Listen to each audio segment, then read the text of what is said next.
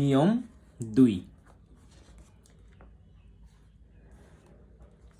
চাকরিজীবী জনাব হাসান আগামী 5 বছর পর 10 লক্ষ টাকা পাওয়ার জন্য বর্তমানে কিছু টাকা ব্যাংকে জমা রাখতে চান। জনাব হাসান 5 বছর পরে 10 লক্ষ টাকা পেতে চাচ্ছেন। তার মানে 10 লক্ষ টাকাটা হবে ফিউচার ভ্যালু। কেন?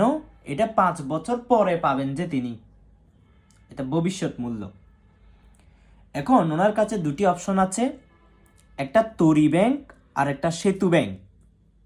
উনি যদি তরি ব্যাংকে রাখেন 9% সুদ দিবে বছর একবার বার্ষিক, আর যদি সেতু ব্যাংকে রাখেন 8% সুদ দিবে ত্রৈমাসিক।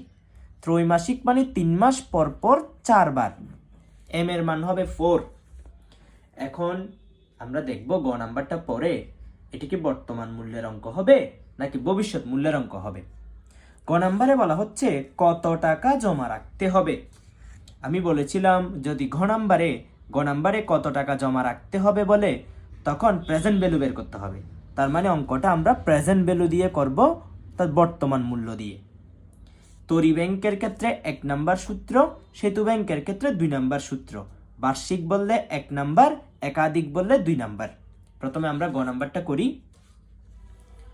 এখানে বলা হচ্ছে তরি ব্যাংক থেকে কত টাকা জমা রাখতে হবে।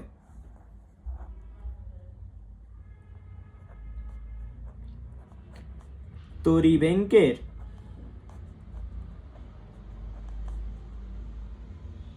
বর্তমান মূল্য নির্ণয়।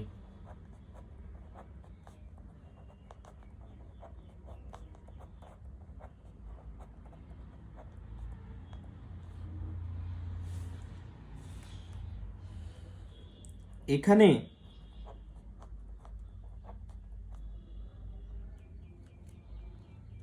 ভবিষ্যৎ মূল্য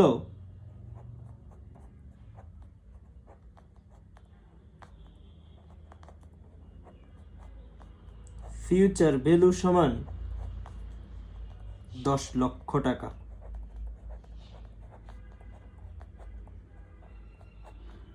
তরি ব্যাংক সুদ দিবে 9%। সুদের হার 9% বা 0.09। কিভাবে করেছি? 9কে 100 দিয়ে ভাগ করে। সময় n সমান 5 বছর। বর্তমানে কত টাকা রাখতে হবে, বর্তমান মূল্য প্রেজেন্ট ভ্যালু জানা নেই।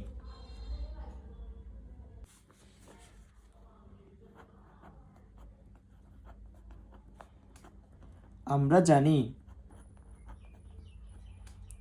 প্রেজেন্ট ভ্যালুর সূত্র হচ্ছে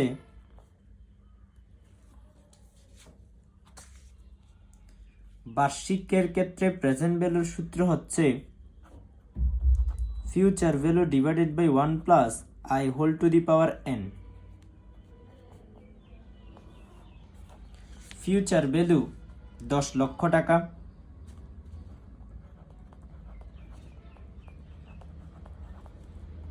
1 প্লাস সুদের হার 0.09, বছর হচ্ছে 5 বছর।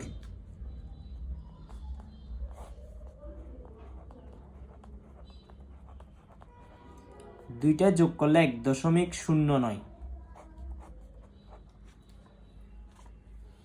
ক্যালকুলেটরে করব 10 লক্ষ ভাগ ব্র্যাকেট দিয়ে 1.09 পাওয়ার 5,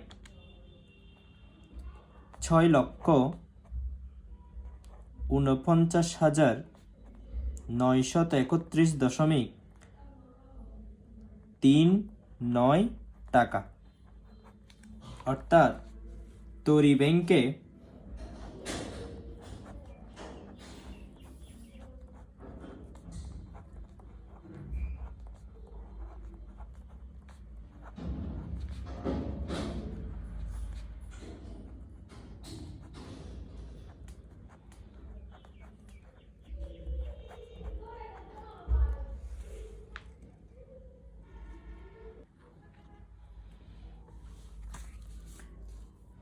ঘ নং, কোন ব্যাংকে টাকা জমা রাখা জনাব হাসানের জন্য সঠিক সিদ্ধান্ত হবে?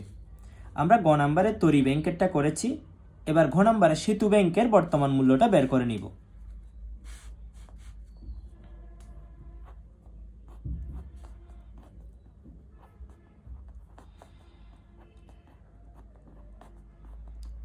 সেতু ব্যাংকের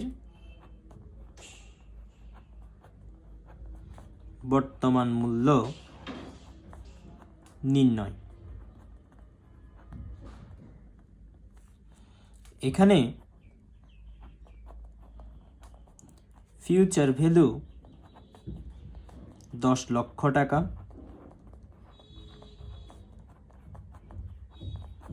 সেতু ব্যাংকের ক্ষেত্রে সুদের হার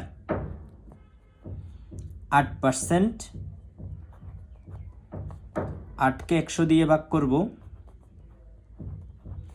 8কে 100 দিয়ে ভাগ করলে 0.08, এন হচ্ছে 5 বছর,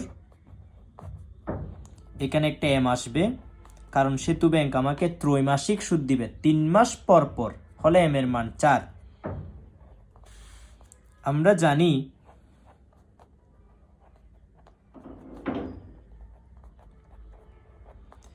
গ নাম্বারে প্রেজেন্ট ভ্যালু দিয়ে করেছি, ঘ নাম্বারও প্রেজেন্ট ভ্যালু দিয়ে করব, শুধুমাত্র আই এর নিচে একটা এম আসবে, এন এর সাথে একটা এম গুণ হবে।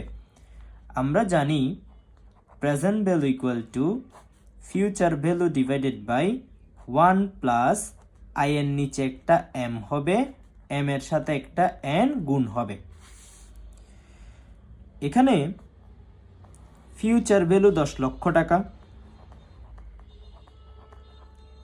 1 প্লাস সুদের হার 0.08, এম এর মান 4, 4কে 5 দিয়ে গুণ করব,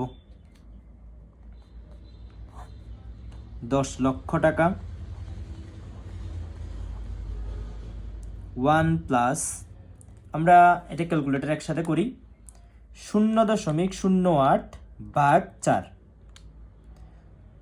1 যোগ আনসার সমান, যোগ করলে 1.02, এই কাজটা করে 1.02 পেয়েছি, 4 5 20। এরপরে 10 লক্ষ ভাগ 1.02 পাওয়ার 20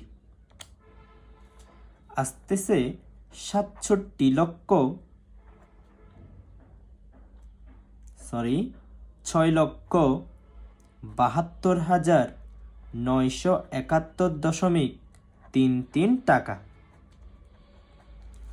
এখন উনি 5 বছর পর 10 লক্ষ টাকা পেতে চাচ্ছেন। যদি 10 লক্ষ টাকা পাওয়ার জন্য তিনি সেতু ব্যাংকে টাকা জমা রাখেন, ওনার 6,72,971 টাকা রাখতে হবে, আর তরি ব্যাংকে রাখতে হবে 6,49,000।